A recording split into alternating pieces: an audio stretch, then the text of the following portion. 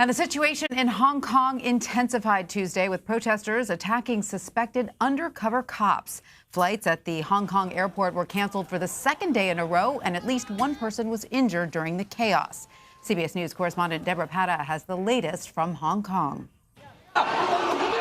Riot police stormed Hong Kong's international airport with pepper spray and batons while helping first responders reach two injured men. Some defiant protesters did not retreat.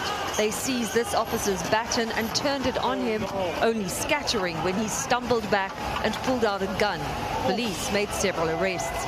Accused of being Chinese spies, protesters had earlier turned their rage on a couple of men whom they believed were officers from mainland China disguised as protesters.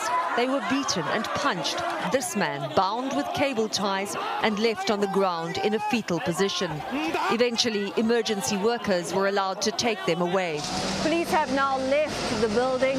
Protesters have not dispersed and remain here. The airport loudspeaker system is urging passengers to leave the airport as quickly as possible.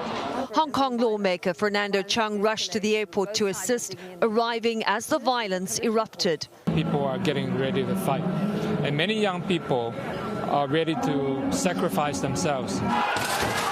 But protesters have lost all fear of police. In its place, boiling anger and loathing. Joining me now from Hong Kong is Debora Patta. Debora, thanks for joining us. Now, this is the fifth day of protests at the Hong Kong airport. Why are protests now centered there? Well, as you can see, Hong Kong airport has returned to normal. Normally, the protesters only come around midday, and they've been doing that since Friday with very little problems. But yesterday, a lot more protesters arrived around midday and stayed throughout the day. And so the airport took the unprecedented decision to cancel all flights in and out of Hong Kong. That has now happened for 2 days in a row, so there is a huge backlog. The protesters have moved here and have been here on many occasions because they say they want to take their message internationally. As visitors arrive, they greet them, handing out pamphlets, warning them about the dangers in Hong Kong, the political issues that they are focused on and what their demands are. But that has now escalated and unfortunately led to scenes of horrific violence last night. And Debora, you mentioned in your piece protesters were attacking officers who appeared to be undercover. Is that a new tactic police are using in the recent protests?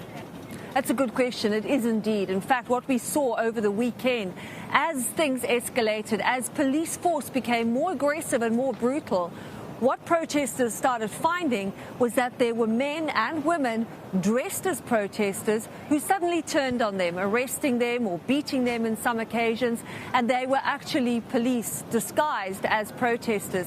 So this has led to a lot of suspicion and a lot of mistrust amongst the protesters. Yesterday, they turned on one man whom they say is an undercover agent from China, a police officer from China. They pinned him to the floor, beat him up. Then they found somebody else who they accused of the exact same thing, finding identification on him that they say proves that he was in fact a spy. And that's how things turned very, very ugly indeed. They injured both these men, and that's when police arrived with pepper spray and batons to try and help emergency workers take them out of the airport. And things just fell downhill from there, with protesters not retreating, chasing the police, grabbing the baton of one officer and turning it on him until he pulled out a gun. Oh, okay. So now President Trump tweeted earlier today that he'd been informed by U.S. intelligence that the Chinese government is, quote, moving troops to the border with Hong Kong. So what is the word there, and could this escalate the situation even further? Well, there has been this rumor, if you like, or this information for a couple of weeks now. It keeps resurfacing in different forms. Now we've heard President Trump tweeted saying it's from U.S. intelligence.